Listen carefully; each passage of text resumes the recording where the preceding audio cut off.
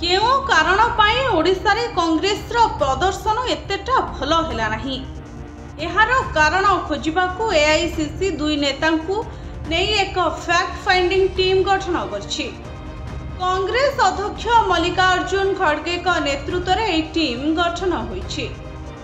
AICC रो वरिष्ठ नेता अजय माकेन एवं तारिक अनवर एहार अनुसंधान करिवे।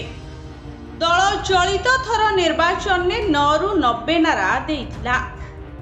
राज्य रे सरकार गढ़िबो बोली दाबी मध्य करुथला, किंतु 14टी विधानसभा आसन ने विजयी होइथबा बेले गोटिए सांसद आसन जीतिछि कांग्रेस।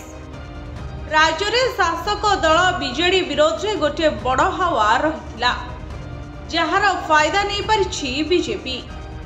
किंतु कांग्रेस कहीं यार लाभ उठाई न पारिला तार कारण खोजिबो एआईसीसी रो ए टीम।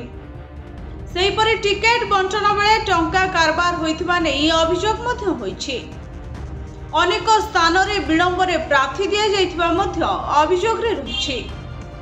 ब्यूरो रिपोर्ट भंजौता न्यूज।